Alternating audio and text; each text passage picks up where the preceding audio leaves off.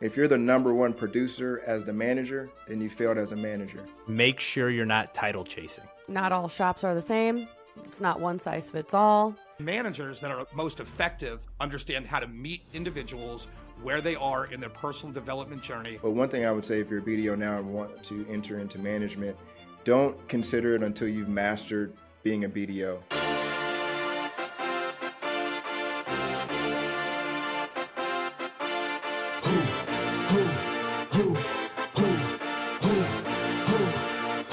Promise I'm not being petty.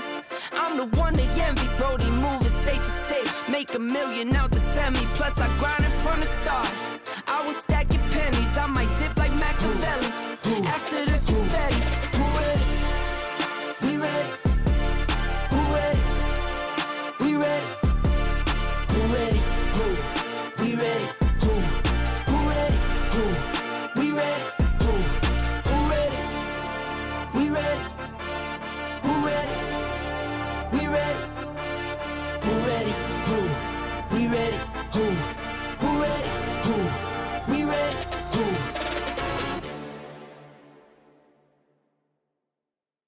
I got a funny story about luggage that we'll talk about another time. Chris can vouch for my luggage game. Do it now. We got a few minutes. All right, so we're in Vegas. I think Chris is my boss Right, at the so- time. It's me, him, and Jack we're in Vegas. We're waiting. I didn't check a bag, but Jack did, so we had to wait for him or whatever. Then it dawned on everyone that the luggage I brought Oh, you was never so- check a bag No. in Vegas. Well, I brought a woman's roller bag with one of the wheels broken on it, and that had It was flowers like all over it. what was it, like a Lily, what is it called? Lily Page? Lily Pulitzer. Pulitzer. That's awesome. It was like, It was my mom's, I think. it It was the floral, second time it because had Tom one Z wheel. killed me on it before. Yeah, It had one yeah, wheel. and I'm dragging it, was down like the strip. It was like and the strip has it's got the bricks on the side too, so it's like loud, like clack, clack, clack, clack. It's just one wheel too, so it's like. It's going, And I said, Alan, this so, is Chris, embarrassing. can we go I grab don't. a drink? Yeah. I'm like, Well, Alan, this is remember, don't embarrassing. We're forget, coming into a broker conference, and you look at your luggage. Dude, then awesome. I texted him because while I love was it. with you, I love Chris, I shared, hey, XYZ loan closed. And Chris goes, good, buy some new luggage. Yeah. That's management. Like, that's a bad look That's for a management. like a struggling lender. Yo, yeah. I did. I did buy new luggage. Of So course, it then you worked. probably went all the way to the opposite end and probably bought Toomey or Louis Vuitton. but I got a anyway, Toomey. I have a Toomey suitcase bag that says Peterson with a $sign for the S in gold. But I've come a long way from the floral. Oh, Lily nice. Pulitzer. with one wheel. I just got one of those ridge ones because I'm tired of my bags getting destroyed. Yeah. So I got one of those ridge ones, which is also monogrammed, which is pretty cool. My wife got it for me. You for guys got to Father's Day. send me some That's luggage options because when I went to Costa Rica, that thing came back with scratches all down it. So I started putting stickers. I'm like, oh, Oh, this will yeah. be cute. My travel stickers. No, looks like trash now. There's stickers everywhere. They're all dirty and disgusting. But it was a Delsey luggage that I found online, and those are hundreds and hundreds of dollars, and this was $80. So I'm like, I can't part with it because it's so perfect, but I need new luggage so bad. It's the one. Really, thing I got a really hand-me-down I can give you. There was- I just need to get the wheel fixed. You just need to. I don't want that.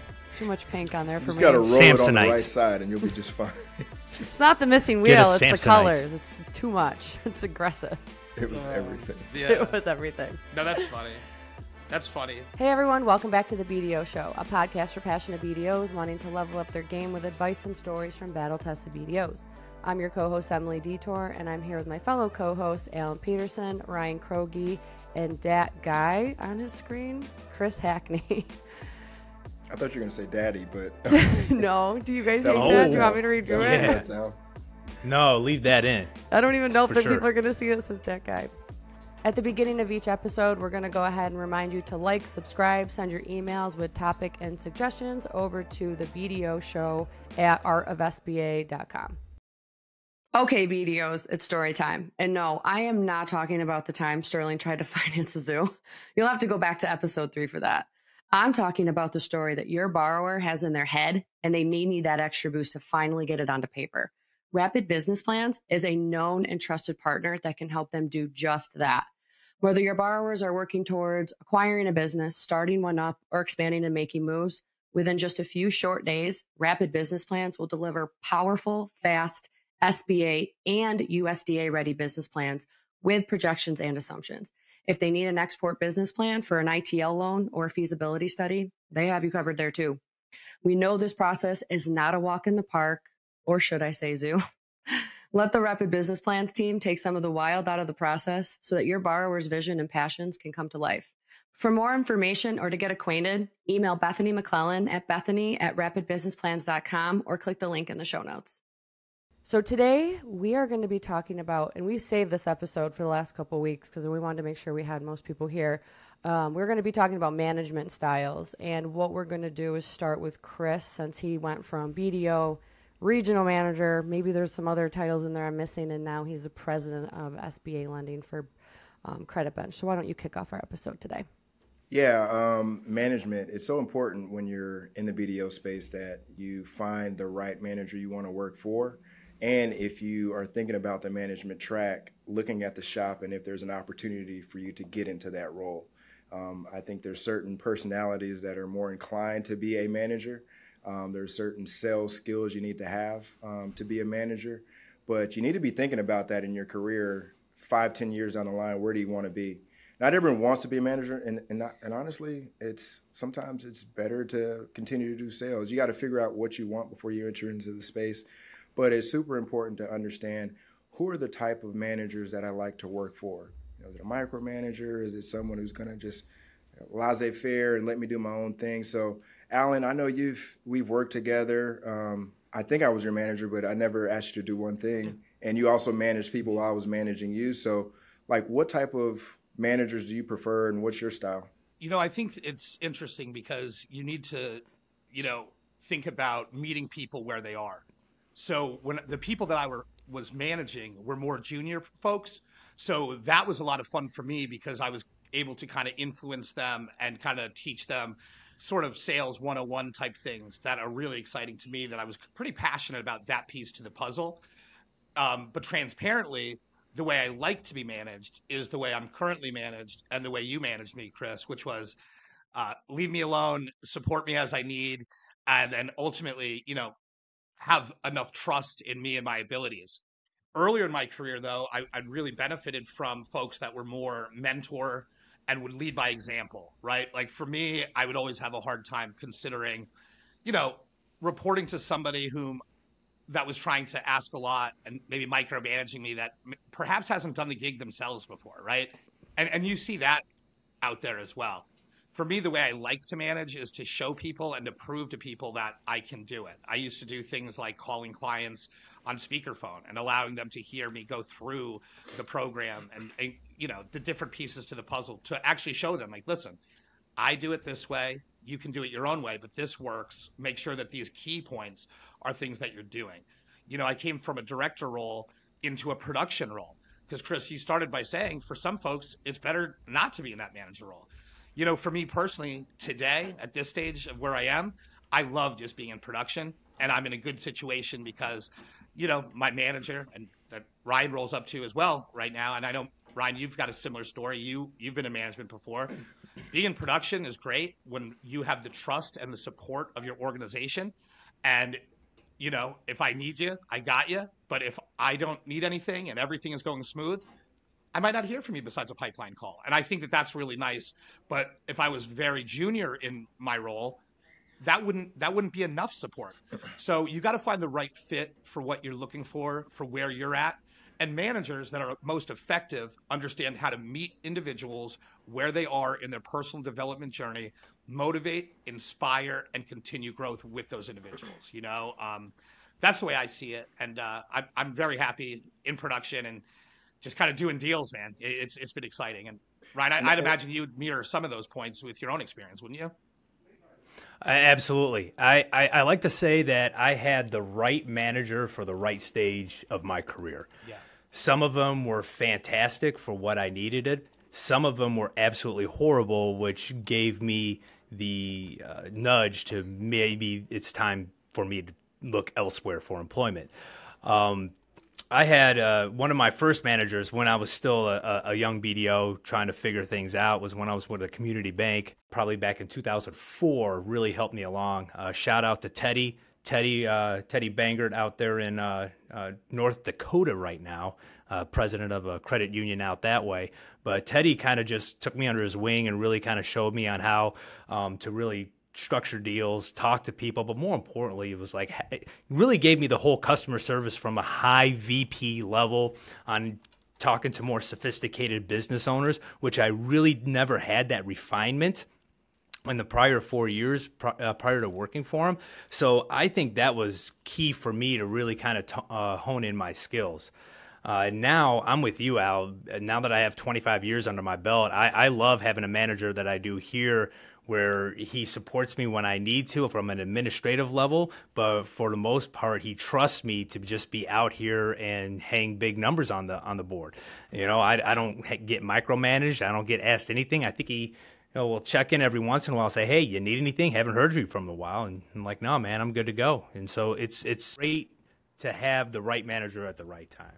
But I will tell you, I have had some managers at financial institutions where it was a clear sign that, hey, it's time to go. And, you know, you get those signs from God sometimes. They send people, good people in your life to help you grow, and they send other people in your life to kind of force that door shut that you keep sticking your foot into, refusing to let it shut, right?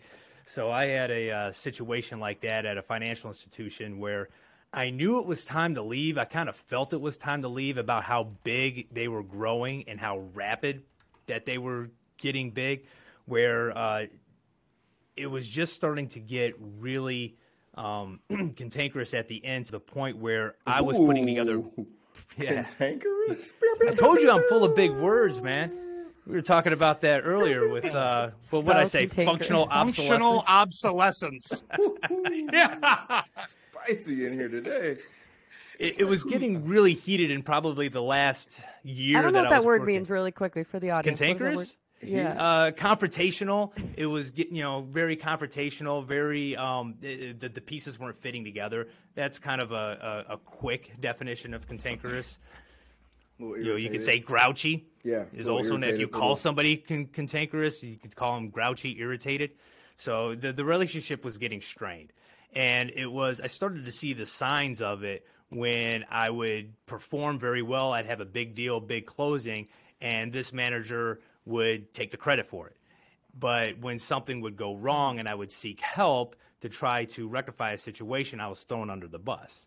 And it started with little things at first, but there was a very large project out here in the Metro Detroit area, massive project. A very well-known individual came to me asking for financing. I worked with this individual for about 2 years to get it done, and we finally got it done. And everyone in Michigan knew that I was a part of the project. They were shocked that, we had got it together and we were able to make it happen. And to this day, it's a very huge success, and it's an iconic landmark now here in the Metro Detroit area. And I'm being very mysterious about this because if I give too much, everyone's going to know exactly what it is. So, but unbeknownst to me, my manager at the time took full credit for it. And the president of the bank had come up and went to take a tour of it, and they didn't tell me about it. Nobody told me about it. She took full credit for it, walked around, and at that moment, I kind of knew that, hey, you know what, Krogi, this place is getting too big. There's too many levels of management. It's time for you to spread your wings and talk about going national. And the last thing this individual said to me in my exit interview, at first, they tried making a counteroffer to get me to stay. It wasn't really much of one. I think they just wanted to put in the books that they tried. But the last thing that they said to me before I actually stood up and left was that I would never make it without their brand. They said their brand was what made me as successful as I was. Oh, man. And so number one, that put a fire in me to just get out there and do my thing. Number two, my production never slowed down. I walked out and realized about 6 to 9 months later that it was the best decision I ever made. My stress level went down significantly. My work-life balance got much, much better. And it was, I kind of like wanted to slap myself in the face. Like, why didn't I make this decision before? But it's one of those situations where God will put a person like that into your life who's already giving you hints about closing that door and going through another one. And I just keep sticking my foot in there because I don't want to leave. You know, it's comfortable. I'm used to it. I've been there for, 7, 8 years. And then all of a sudden they're like, no, we're going to put this person in your life and we're going to make you close that door. So everything happens for a reason, I believe. Everything, as long as you react to it appropriately. So I've had some great bosses, and then I've had some bosses that really kind of influenced me to make a change in a positive direction. So managers, is how I like to phrase it. Alan just got handed some White Claws, everybody. I saw that. The BDO Show drinking. The BDO Show drinking game is every time Ryan Kroger uses a word with more than 10 letters, you have to take a drink. And, not to be cantankerous. Don't drive while watching this podcast. Yeah. You'll be pulled over immediately. You'll be pulled over every minute. Stream it live at your local bar and get everybody drunk. Absolutely. But the common theme here I think I'm hearing is just the management style. It has to be the right fit for wherever you're working. And what I've noticed, there's different types of managers. There's like the teacher, which I would classify Alan as someone like that. He would sit down and teach you sales skills, sales styles, how to make sales, how to make phone calls. He's a great, excellent teacher.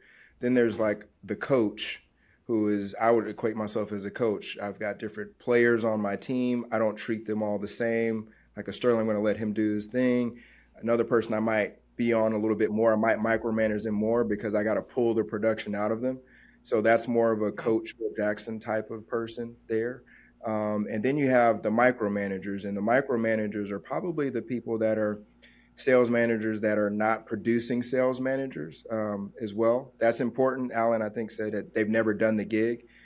It is very hard. I'm not talking about SBA specific, to manage something that you've never done. Some of the best basketball coaches out there, they might not have been Hall of Famers in the NBA, but they played at a high level and they understand the game. You can't tell me how to dribble a basketball if you never pick one up yourself. So it's very hard to work for a sales manager that has never been a producer, or that hasn't at least been a high-level producer for a period of time. If they've been an average producer their entire career and they went to management just because they got tired of being in sales, I don't know if that's the best fit for anyone to work under that person, because they're probably just not going to gel with you if you're on your way to being a top producer. Because what can they tell you? They tapped out at $10 million in their career. You're trying to get to Ryan Kroger and Alan Peterson levels. That's not going to be a fit for you. So it's important to really assess when you're talking to a shop, try to figure out, how's this manager, what type of style are they? And is it going to fit for where you're headed in your career? Yeah.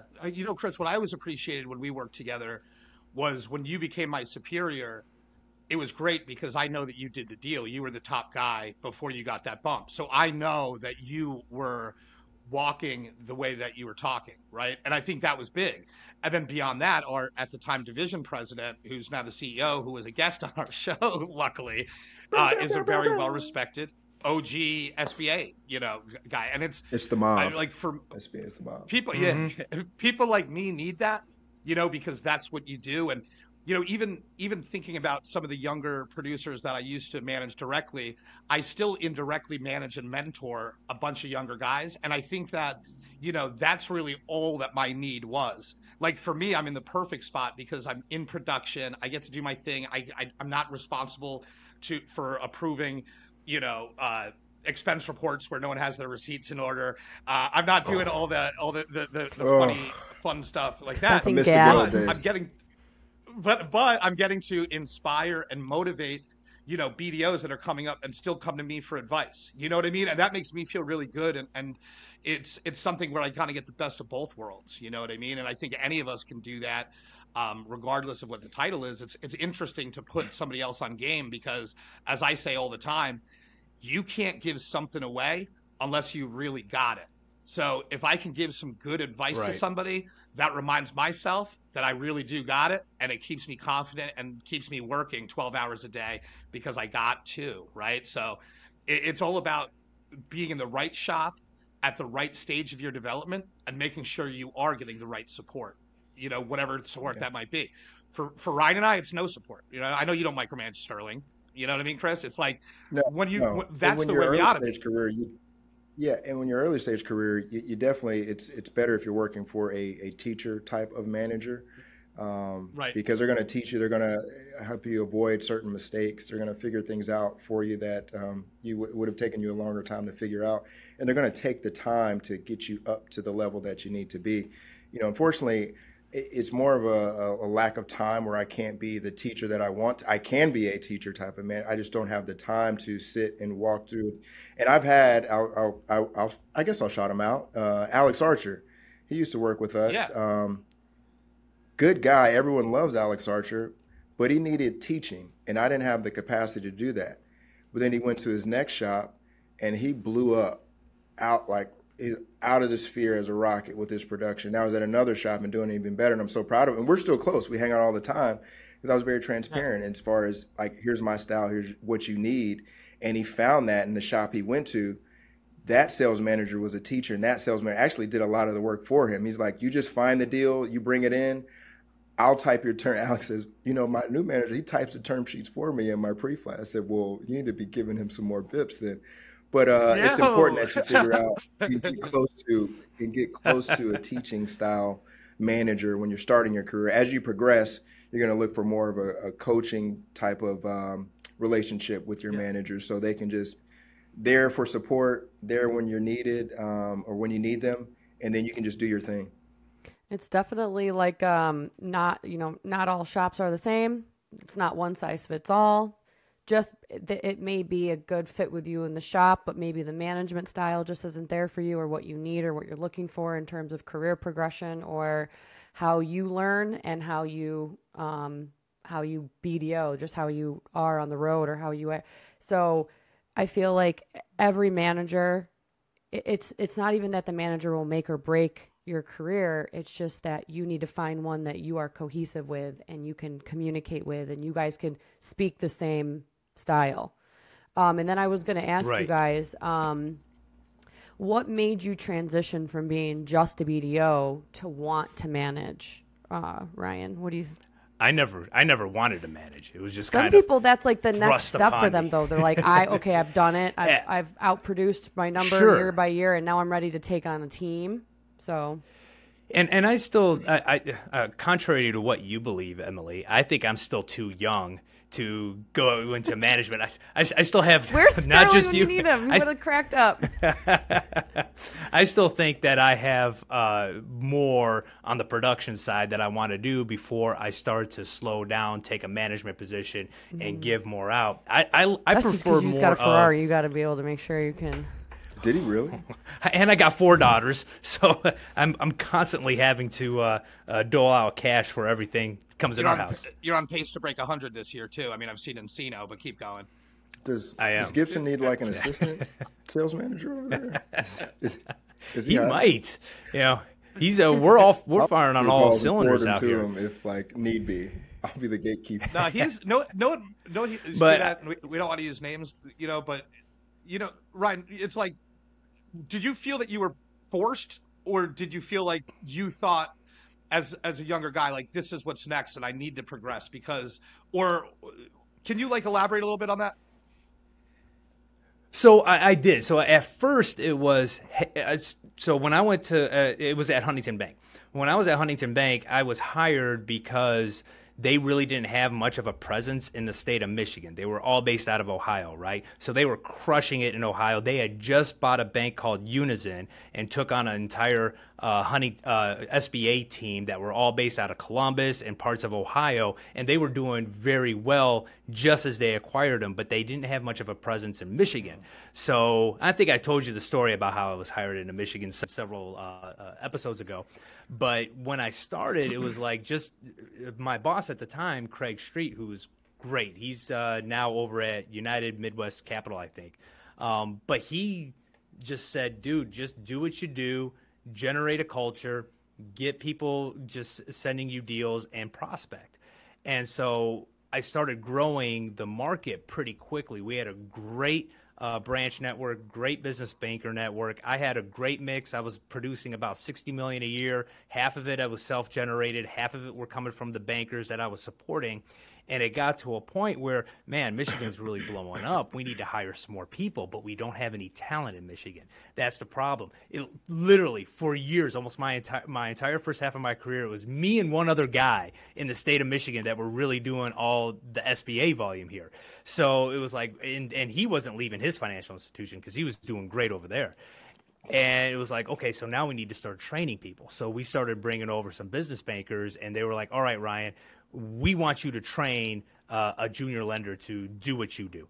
And at first I'm like, I don't know. I'm like really busy. I'm producing this and that. But then, you know, what you just said, Al, I'm like, maybe that is the next progression. Maybe the next progression is, you know, I start getting into management. I develop a team. I do this, I do that. So I got excited about it. And the first junior BDO I took on, she was fantastic. She's still crushing it over there at Huntington. And I'd like to say it was all because of my training, but, you know, that people have different stories. So we did really well, and I liked it. I liked the mentoring. I liked the coaching. That's probably why I coach high school cross country, probably why I coach high school track and field, because I really like taking the skill set that I have and that I've developed over years and trying to pour that into somebody else. And I try to do it in a manner that I can give them a foundation to let them grow and find their own way. I try to, like you said earlier, Alan, manage people the way I want to be managed. I don't want to be told exactly what to do from point A to point Z. I want to be told, this is the foundation, this is how you set it up. Now you figure out your best way to get to Z. And was my management style. And we had grown to, I think, 4 BDOs in just the Metro Detroit area before I left. Again, that one, we had a situation where I was producing and everyone was producing, so they kind of took them away, and I was more of a dotted line to them, which felt so much better. I didn't have all the administrative duties that a manager had, but I had all the coaching ability, which was what I love. So we had these junior BDOs that became BDOs, and I just had a dotted line to where I just mentored them, helped them out, helped structure deals, went out on calls, on real difficult calls with them, which was a passion of mine, and I still love to do to this day, but I didn't have all that overhead garbage. And I think at that point, it just dawned on me, you know what, maybe management isn't right for me now, but I'll always be available to be a coach. Yeah, you can always coach people. Alan does it all the time. I see the text messages, and he's, calling people, even if they don't work at First Internet, he's coaching them up. Take a shot. There you go. 10-letter word. But for me, moving from BDO to manager, one of the primary reasons I wanted to be in the role that I'm in now, and usually that's the path. It's like you promote the sales manager to the division president most often. So I kind of did it as a stepping stone to the next level. But one thing I would say, if you're a BDO now and want to enter into management, don't consider it until you've mastered being a BDO, because you have to be the expert. You have to be the primary resource when they have an SOP question, when they've got a sales question, structuring question. If you can't answer it, which sometimes you have to look stuff up, and that still happens to me.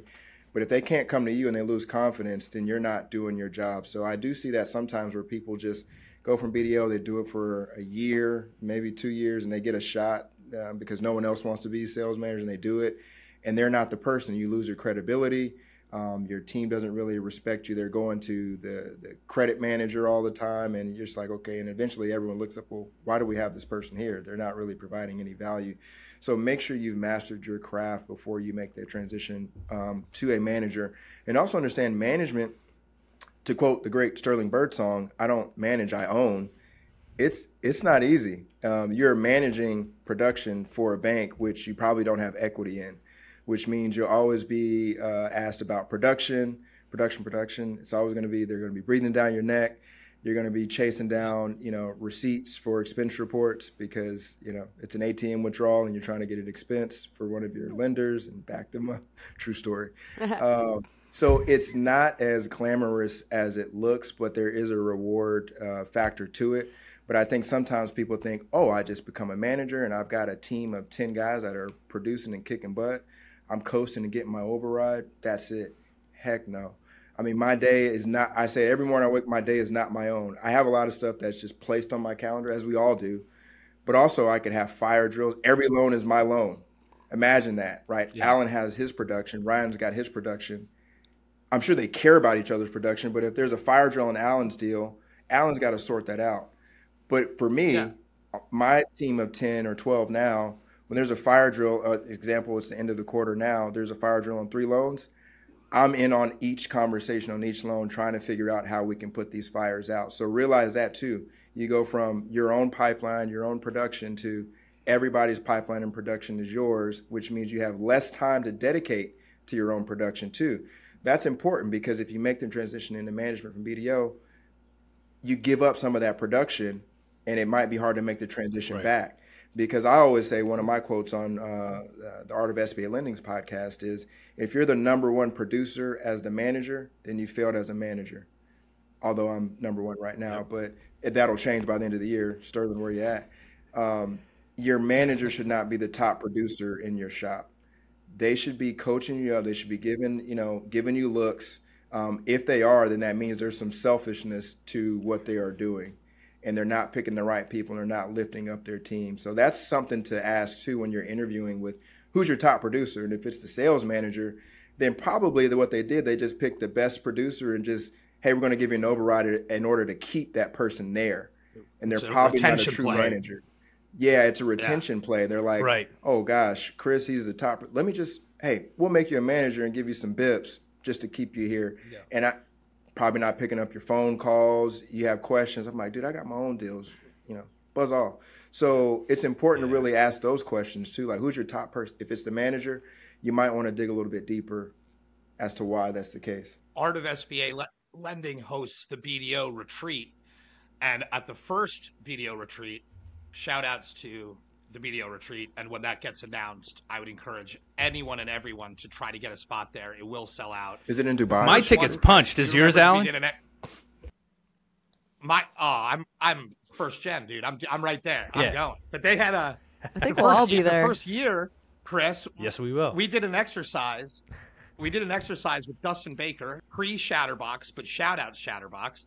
And Dustin challenged us with writing down where we wanted to be in 5 years. And I remember everyone had different varying answers. Chris, do you remember what yours was or no? I said I wouldn't be an SBA lender in 5 years. Or you said you go, I'm going to run a division or I'm out of the game, pretty much. I pretty much was like, in 5 years, I'm either going to be division president or I'm not doing SBA lending. And it was like, it was counter to everyone else's answers. Like, oh, I'm going to be doing 70 million or 60 million. And I'm going to be, I was like, I'm leading the show. That was my answer, I'm sure. Yeah. And I'm like, either I'm running the show or I'm out and I'm, running for Congress. Like, it's simple. And one worked out. The others to come. Yeah. The others to come. That's awesome. But I was just thinking about that because I remember it. I was sitting next to you and I remembered that because that answer was so different than everybody else's. And it was. Congrats on all your growth, man. That's awesome. Like, oh, man. And I did hear that Emily's coming to the BDO retreat. And so we'll book our room tonight. Rooms, plural. Forgive me. Plural. Two queens. Just slip that in, huh? Forgive me. Always. I was going to ask you guys if you have advice to BDOs that want to become managers, that they think that this is in their path or they're ready. What kind of advice would you give them? One more time. If they want to be managers, well, I think the first thing that they got to do is come to terms about giving up production. Yep. Yeah. Like Chris said earlier, if you want to be a manager, you've got to come to terms about you're not going to be producing anymore and you're not going to be the big producer. You're going to be taking that commission. You're going to get a different commission structure. So you've got to come to terms with that, number one. And I think number two is being a manager over a group, an SBA group or an SBA department, it's more than just that department. You've got to be able to work with credit, closing, senior management, executive management. So you're not just looking at the group that you're going to manage. You've got to look at the whole entire bank because you're going to be on different committees. You're going to be on asset liability committee. You're going to be on managed asset committee. You're going to be doing a lot more administrative work than production. It's not all just fun and games sitting down talking to salespeople all day. If you're sitting and talking to salespeople all day, you probably hired some of the wrong BDOs, or you're not spending your time interworking the relationships of the other people within your department, especially your closing manager, underwriting manager, and the board or whoever's making the decisions for that department. You've got to be working them as well to be able to, keep your department running the way you want it to be. That's run. so true. I went to lunch today with our chief credit officer, not because of any issues on, my production, but because a lender had an issue on their loan where they didn't see eye to eye, and it got a little contentious. Not cantankerous, but contentious. Cantankerous. And, cantankerous. Contentious. Insert big word. And so just to kind of quell things a bit, let's go to lunch. Let's talk, man to man. And the lender was not involved, but I had to put that fire out myself, man to man, and just work through that so that we could just continue on. I would say. So what did Sterling do? I'm playing. No, it was Austin. We all know. It was somebody else. He's gonna be like, I can't believe you said that. But advice to make sure you understand why you want to. It seems obvious, but why do you want to be a manager? Is it because the opportunity is just there? Is it because you're tired of being a BDO? Then that means you're just probably not the best BDO and probably not the best fit to be a manager. Figure out why you really want to be a manager. Is it the path to be a division manager, like a president? Figure out why you want to do the role, and then understand, am I okay with giving up the production? It's very much an ego check, and I struggle with, I'll be honest, in the early stage of my career as a manager, because when you're used to being number one, number two in the shop, and you drop to number 3 or 4, and then you just don't even really care about it. It's hard to just give deals away or not be so focused on your own stuff. So there's only so much, altruism out there. So you really have to do some soul searching. And how much am I, because as a BDO, one of the best traits we have, we're competitive. We're not necessarily ego driven, but we're competitive. And when you're a manager, you can't compete with your own team because we all lose. So you have to really search. You're like, man, am I going to be able to do this? And how selfless can I be in this role? And if you feel like, man, I just want to be number one. If that's how you feel, no bank's going to have a problem with that. No bank is going to have a problem and say, hey, I just want to be the number one lender here. Thanks, Ryan. Thanks, Alan. We'll take your 70, 90 million. We offer you the management, not a fit. Good. Keep doing what you're doing. So, just understand why you want to do it and make sure you check your own internal ego to make sure that you can make that transition, because it is hard to drop down in your production in order to build up your team. Sure, that's a really good point. And probably one of the other thing that I would coattail on there is make sure you're not title chasing. Make sure you're not just chasing a title just to have a title, just to build an ego, right? Because I remember earlier in my career, I was just a lender. Then I was an officer. Then it was AVP. Then it was VP. And I'm like, oh, well, what's SVP, first vice president, executive vice president? And it just gets to a point in your career, you're like, titles don't matter, and titles should not matter. What should matter is what you're doing as your job and that you feel comfortable in it. If you're just chasing a title, don't go into management. No, do not do it. No, but I do still have on my luggage bag is still my business card that says SVP, Director of Small Balance Lending, Alan Peterson, because I still can't believe that I ever had that title, right? But I would be happier, I found, as... But you gotta let Delta know. You gotta let Delta know who you are. He flies Spirit. I actually... You gotta let that baggage handler know. Don't mess up with my bag. Do you know who I am? I am Alice Peterson. All right. Well, everybody, thank you for tuning in with us today while we talk about our management styles. And if you're looking to go into management and it's for the right reasons, reach out to these guys, pick their brains about it. And anytime you want to hear us talk about something specific, shoot it over to the BDO Show at artofsba.com. And hopefully we can squeeze it into one of our episodes one day. So we will see you next time. Thanks, everybody. Bow, bow, bow, bow.